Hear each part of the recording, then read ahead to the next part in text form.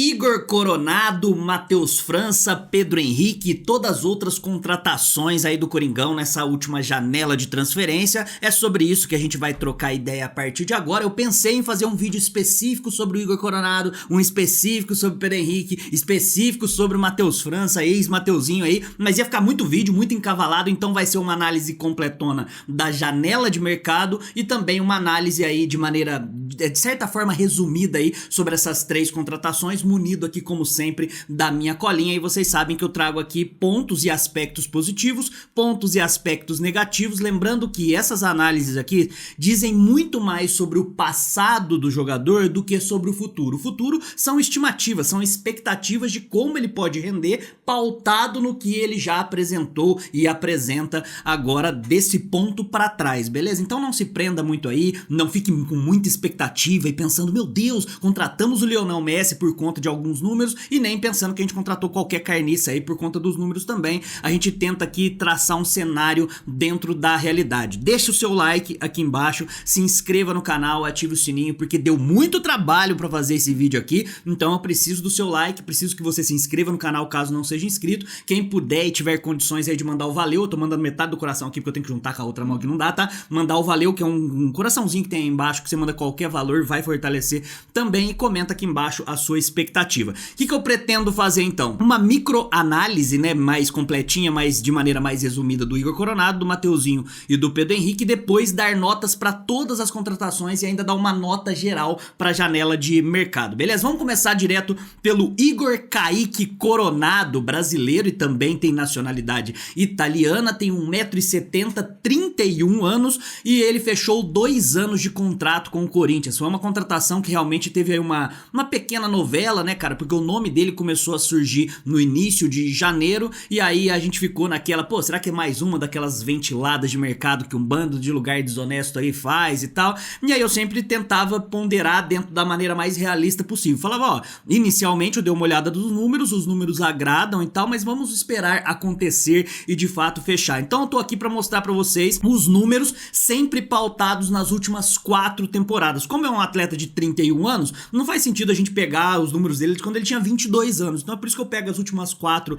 temporadas, lembrando que a gente pega aqui o calendário europeu, né, então sempre é uma temporada com 2 anos, né, 2020, 21, 22, 23 e por aí vai. E aí vocês vão ver aí o posicionamento depois com o mapa tático e tudo mais. Meia ofensivo e meia central, ele consegue cair também como um segundo atacante e também meia pelas beiradas. Depois, na hora que você estiver vendo o nosso mapa tático, você vai ver aí, o mapa tático não, o mapa de calor, você vai ver aí exatamente onde ele acaba povoando o campo, mas de maneira primordial, principal, ele é um meia central e um meia ofensivo, ou seja, joga no campo do adversário de maneira mais centralizada, caindo ali eventualmente para a esquerda e para a direita, mais recentemente ele caía mais pela direita. 2020, agora números secos, prendam-se essa parte aí, caneta e papel na mão, tipo Ana Maria Braga. 2020-21, na temporada ele fez 29 jogos com 17 gols e 7 assistências, dá uma participação média de gols diretos de 0,8. É importante que você se prenda a 2 números aqui, conforme eu for falando as temporadas.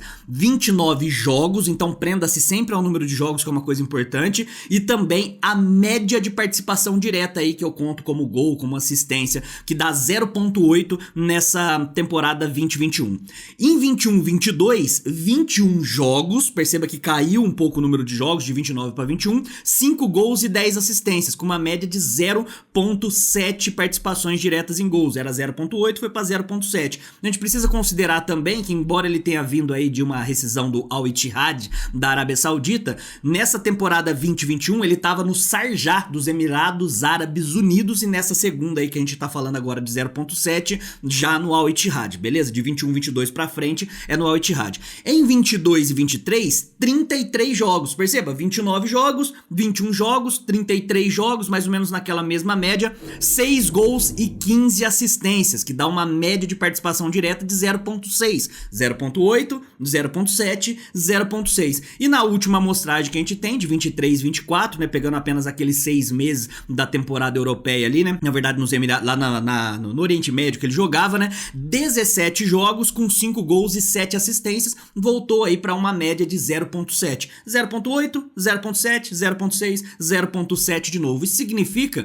que a cada mais ou menos um jogo e meio ele participa diretamente de gols aí, o Igor Coronado, nas últimas 4 temporadas. E pegando os números gerais, 100 jogos nas últimas 4 temporadas com 33 gols e 39 assistências, média de 0.7. O que isso significa e por que eu falei pra você que tá assistindo aqui se prender ao número de jogos do Igor Coronado? Porque 29, 21, 33 e 17, isso aí não chega nem perto da demanda que tem o futebol brasileiro. Só no Campeonato Brasileiro, por exemplo, são 38 rodadas. Só se ele jogar apenas o Campeonato Brasileiro, ele já vai bater o recorde de número de jogos na temporada, tá bom? Isso eu tô desconsiderando aí Copa do Brasil, que se a gente chegar aí até umas oitavas de final já são mais 5, 6 jogos.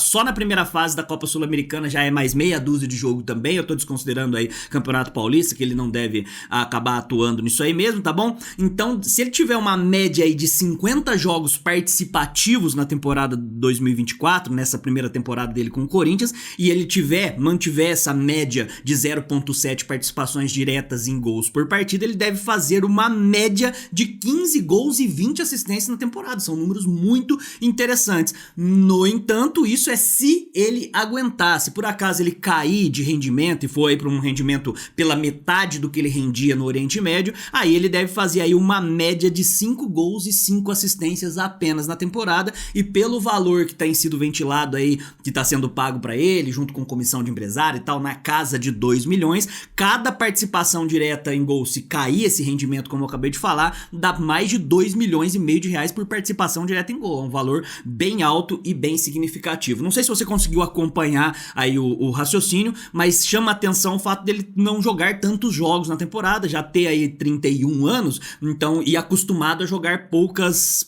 coisas, tá? Histórico de evolução em carreira, eu gosto de colocar aqui os times de base que ele começou, porque foi algo que foi muito ventilado e muito discutido aí nesse processo de contratação do Igor Coronado. Categoria de base, ele nunca jogou no Brasil, beleza? Então, caso você não saiba ainda, ele nunca jogou no Brasil, embora seja brasileiro. Ele fez a categoria de base no Milton Keynes da Inglaterra, Milton Keynes da Inglaterra aí, Milton Keynes eu acho que fala, né? Milton Keynes da Inglaterra, e aí ele foi pra fazer a base também no Grasshopper Zurich da Suíça. Fez nesses 2 times aí, chegou a fazer algumas participações ainda com contrato amador, contrato de categoria de base no Grasshopper, e aí profissionalmente, com contrato profissional, ele começou no Banbury United da Inglaterra, time que tá nas divisões inferiores da Inglaterra. Depois ele foi pro Floriana, do país de Malta. Caso você não conheça, dê um Googlezinho aí que você vai conseguir achar o Malta aí no globo terrestre, né, na Europa também. Trapani Calcio foi o próximo time dele, né, da Itália, um time que não é também de primeira nem segunda prateleira da Itália. Aí ele teve o seu primeiro grande clube na carreira, que foi o Palermo da Itália, que não é um clube de primeira prateleira na Itália, mas já é um clube de primeira divisão, né? E aí ele foi pro Sharjah, que é onde a gente pegou a amostragem aí da partir de 2020 até agora. Depois do Sharjah dos Emirados Árabes, ele foi pro Al Ittihad da Arábia Saudita. O fato dele não ter grandes clubes de grande expressão na carreira dele preocupa? Bom, preocupa tanto quanto preocupava com Félix Torres. Caso você não tenha assistido a nossa análise completona, o Félix Torres sim teve um vídeo exclusivo pra ele aqui, né? Vou colocar o link no card, porque muito foi falado, pô, nunca jogou em lugar nenhum de expressão, será que ele pode preocupar nesse sentido? E aí a dúvida vem junto com o Igor Coronado também, tá?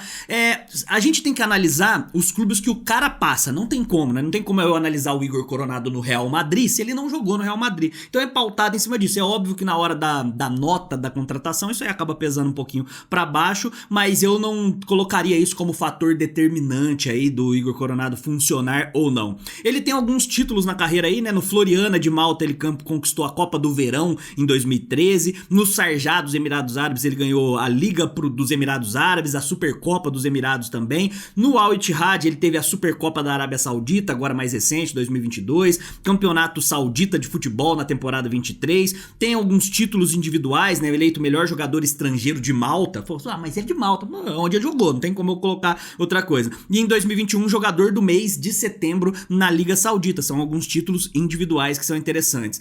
Histórico de lesão do Igor Coronado me preocupa um pouquinho, na verdade, tá? Ele teve algumas microlesões na carreira, mas uma de fato preocupante que foi mais recente na temporada 2019-2020, onde ele ficou 2 meses fora, tá bom?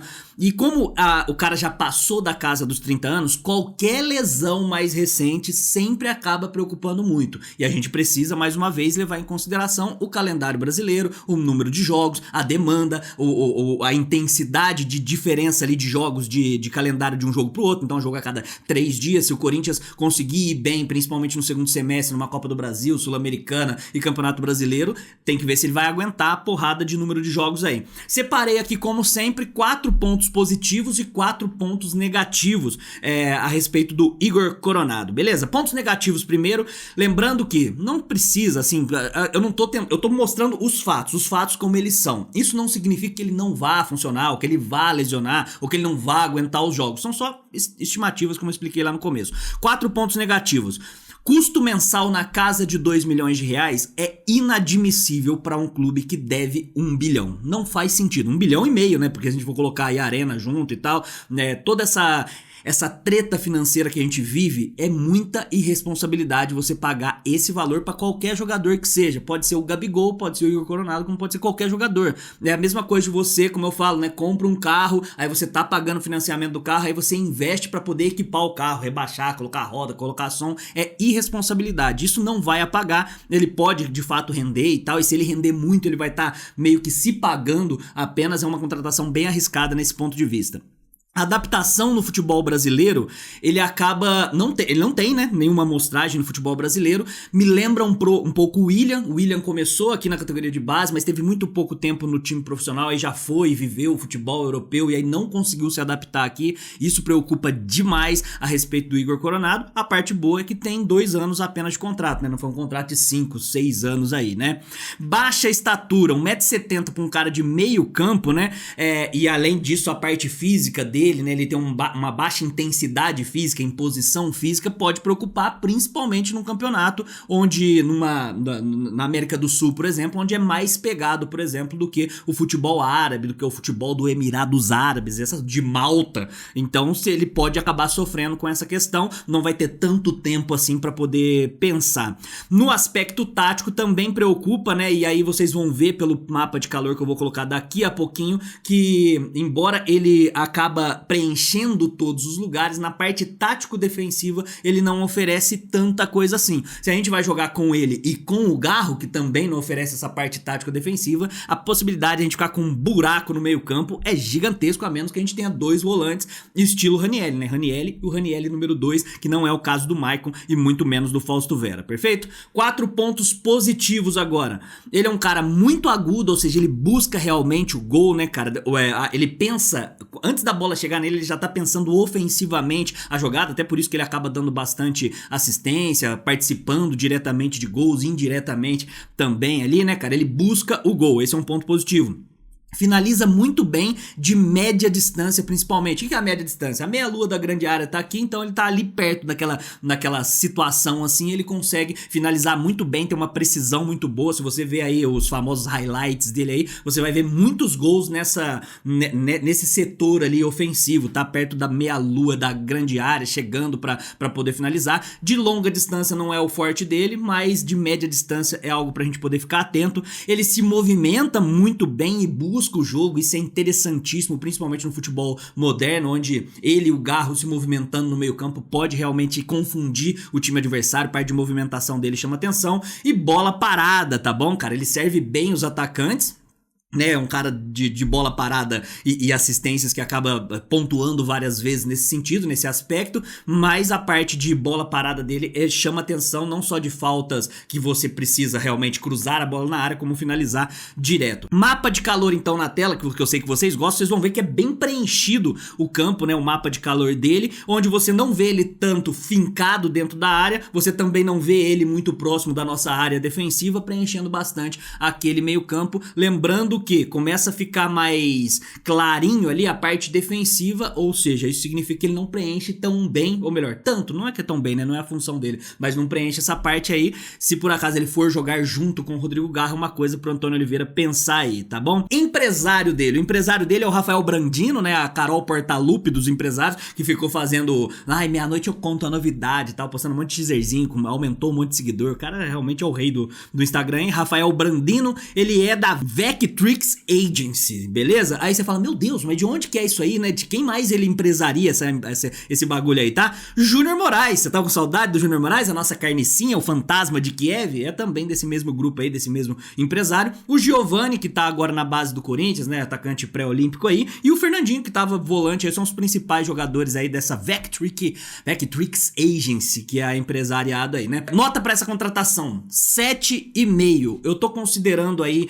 os fatores positivos, tô levando em consideração também ele não ter tido um retrospecto em grandes clubes e tudo mais, a parte de lesão, tô levando tudo isso aí em consideração e dando uma nota 7,5. Uma nota 7,5 é uma nota boa, pra quem lembra aí, eu dei uma nota 8 pra contratação do Rodrigo Garro. Acima disso, eu acho que teria que ser uma contratação muito mais assertiva, principalmente na parte financeira. O aspecto financeiro puxou um pouquinho pra baixo a respeito disso aí também, beleza? Então tá aí, nota do Igor Coronado, nota 7,5. Pedro Henrique Conzen é o sobrenome dele, atacante que veio aí do Internacional, tem 1,79 m, 33 anos, ou seja, mais um acima dos 30 aí, né? 2 anos de contrato apenas por 70% dos seus direitos, né? Ele é brazuca, brasileiro, joga como extremo, os famosos pontas ali, pode cair pela direita, pode cair pela esquerda. No Internacional ele acabava caindo como um segundo atacante mais pela esquerda, pode fazer a função de segundo atacante de ofício, né? Jogando meio que sendo um satélite do centroavante, é bem versátil nesse ponto de vista de extremo de campo ofensivo. Nas últimas 4 temporadas, 2021, 33 jogos, 8 gols e 2 assistências, média de 0,3. Grave esse 0,3 aí porque vai aparecer outras vezes. 2021-22, 66 jogos, aí você vê que já é um cara mais familiarizado com a intensidade de jogos que tem o futebol brasileiro. 66 jogos, 16 gols e 6 assistências, média de 0,3 por jogo. Lembra do 0,3 do 2021? 0,3 21-22. 22 e 23, temporada com 50 jogos, 12 gols e 4 assistências, média de 0,3 de novo, ou seja, um cara que é constante nas participações diretas em gols aí. 2023-2024, ele fez 5 jogos só apenas nessa temporada, nessa meia temporada pro Internacional, então tô desconsiderando essa parte aí, né? Nas últimas 4 temporadas, 154 jogos, ou seja, tá acostumada realmente uma intensidade muito louca aí, e aí vai acabar, já na parte médica vocês vão se assustar um pouquinho aí, 154 jogos, 37 gols e 12 assistências, média de 0,3, ou seja, ele costuma participar diretamente de gols aí, a cada 3 jogos ele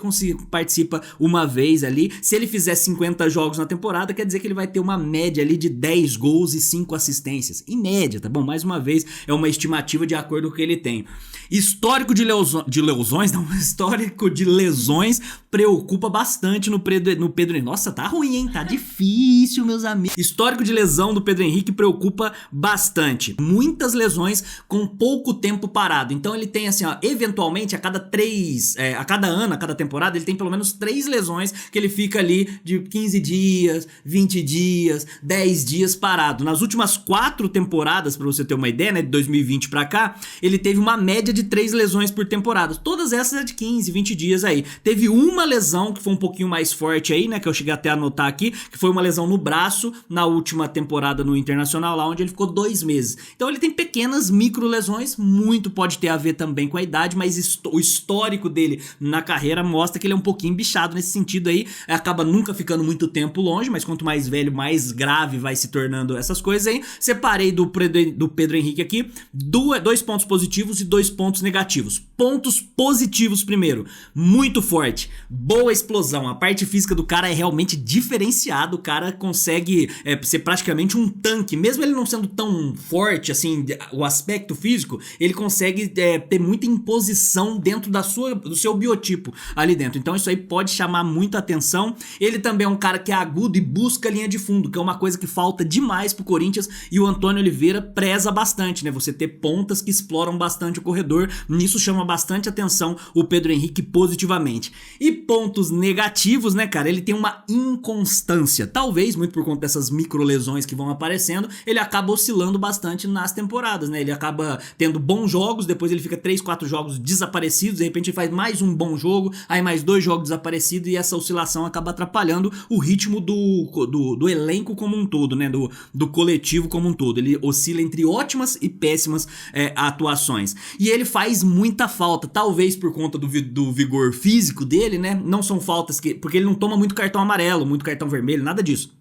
Mas ele faz muita falta, ou seja, pode ser por conta desse vigor físico, né? Uma coisa que acontece muito com o Hulk, por exemplo. O Hulk, quando vai disputar a bola, ele acaba fazendo uma falta, o maior número de faltas comparado a outros atacantes, né? Histórico de evolução na carreira. Na categoria de base, ele fez no Avaí, no Santa Cruz, não é o Santa Cruz de Recife, é o Santa Cruz lá do Rio Grande do Sul, e no Grêmio, categoria de base. Aí agora começa uma bateria de times que ele passou, porque ele já tá mais velho, então ele passou numa porrada, né? Avenida do Rio Grande do Sul, Caxias, Zurique da Suíça, Rennes da França, PAOK da Grécia. Sabe quem foi o treinador dele no PAOK da Grécia? Abel Ferreira do Palmeiras, olha só, curiosidades aí sobre o Pedro Henrique. Karabag do Azerbaijão, Astana do Cazaquistão, inclusive Astana é a capital do Cazaquistão, se eu não tô muito enganado, hein? Astana, capital do Cazaquistão, ele jogou lá também. Depois ele foi do Kayserispor da Turquia, depois o Sivasspor da Turquia de novo, aí ele foi pro time do DVD, o Internacional, e agora está no Corinthians. Também é um cara que não teve grandes clubes assim, mas o Rennes da França, pode ser, o PAOK da Grécia, mais ou menos aí, né? É pouca amostragem. Mapa de calor do Pedro Henrique na tela, né? Já tá aí pra vocês vão ver que é um jogador muito participativo pelas pontas, é um jogador tático, defensivo também, ele consegue apoiar nessa parte, até por isso pode ser que ele acabe fazendo mais faltas, né? Ele centraliza pouco, ele tem pouco calor, pouco amostragem ali na parte mais centralizada. Empresário dele, ele é agenciado pela assessoria esportiva da MPX. Quem outros jogadores que estão lá? O Bitelo, que jogou no sul do Brasil, se eu não me engano, lá no Grêmio, e aí ele tá no Dinamo de Moscou, o Tassiano do Bahia, que também jogou no Grêmio, e o Jeromel, zagueiro do Grêmio, aí são outros caras dessa agência. Nota pra essa contratação, eu tô levando muito em consideração o fato da parte médica dele, então tô dando uma nota 5,5, muito por conta das oscilações também, isso aí faz toda a diferença. Nota 5,5 pra mim, uma contratação mediana que entra meio que naquela caixa do Diego Palacios, naquela caixa do Gustavo Henrique, que eu já tinha colocado aqui, já fizemos análise sobre esses jogadores. E por fim, Matheus França, o ex-Mateuzinho, Matheus França de Oliveira, 1,71 m, 23 aninhos, 5 anos de contrato. O Matheus França, eu vou me prender menos aos números de temporadas assim, vou falar porque obviamente a gente tem que pensar na parte ofensiva. 5 anos de contrato por 60% dos direitos. Isso significa, e detalhe, nos valores, né, 4 milhões de euros por conta desses 60% aí, e mais 1 milhão de euros para poder colocar, se por acaso ele atingir as metas. Lateral direito, né, ele joga como lateral direito, mas principalmente como ala direito. No Flamengo ele sofreu bastante na parte defensiva, porque o Flamengo não costuma jogar com 3 zagueiros, nem fazer saída de 3 nos últimos anos, então ele era muito exigido defensivamente, não é muito a praia do Mateuzinho. Temporada 2021, 54 jogos com 2 gols e 7 assistências, 0,16, os números são bem fracos nesse sentido. Temporada 21-22, 47 jogos, 2 gols e 5 assistências, média de 0,14, ou seja, 0,16, 0,14. 22-23, 25 jogos, vai caindo o número de jogos também, porque ele foi perdendo a condição de atuante lá no time do Flamengo, com nenhum gol e 2 assistências, 0,08, aí piorou bastante os números na temporada 22-23, e nessa última temporada aí com o Flamengo ele fez apenas um jogo, né, cara, atuou, ele era a terceira opção, e aí eu vou desconsiderar. Nas últimas 4 temporadas ele teve 127 jogos, com 4 gols e 14 assistências, 0,14, é muito fraco realmente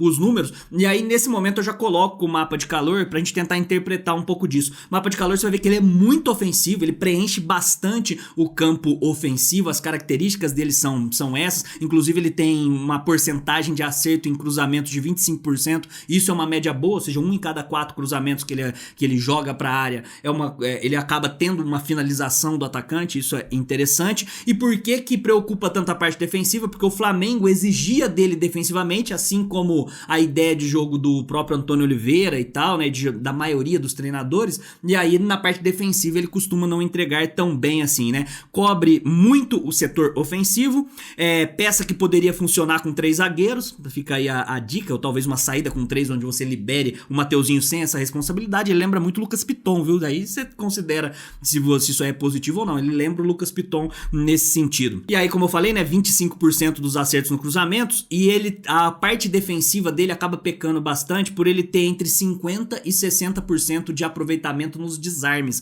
Isso aí quer dizer que a cada 10 bolas que ele vai disputar fisicamente ali na parte defensiva, 4 delas pelo menos ele acaba não tendo sucesso. Para um lateral que vai ter que desempenhar a função defensiva, acaba chegando, tratando isso aí, né? Teve uma lesão grave na perna esquerda, né, onde ele teve uma fratura na tíbia e ficou mais de 100 dias fora. Isso aí é mais recente, né? Nota para essa contratação, eu vou levar em consideração o valor que foi pago, que é um valor muito irresponsável, assim como foi no Pedro Raul, assim como tem sido meio que uma máxima aí da gestão do Augusto Melo. Tá indo pro mercado, mas eu preciso ir pro mercado e contratar muitas peças. Beleza, preciso ir pro mercado e contratar muita peça, mas tá de fato gastando acima do que poderia gastar de maneira mais assertiva. E aí eu tô dando uma nota 4,5 para o Mateuzinho. Essa nota 4,5 é uma nota que eu acho que é justa pelo nível de desempenho que ele tinha, pelos os números que ficam sustentados ou não aí, e pela parte financeira e o tempo de contrato, que pra mim é inadmissível. Balanço geral agora, pra gente não perder mais tempo, eu não quero que esse vídeo tenha mais de 30 minutos, tá? Balanço das 11 contratações, e aí eu tô computando o Hugo também, que na verdade é a ideia ali da antiga gestão e tal, né? 7 foram medianas pra baixo, né? Com investimento alto.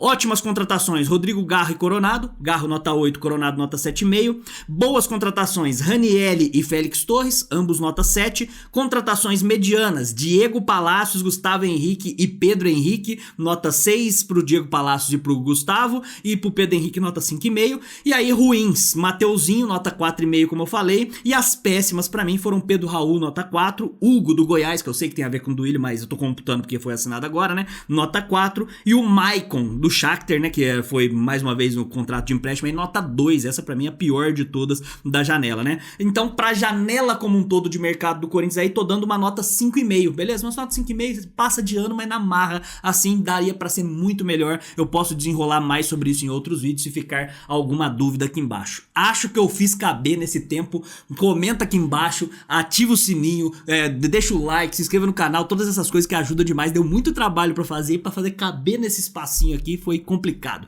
Muito obrigado, até a próxima. Vai Corinthians, e contra rival é poucas ideias. Tamo junto.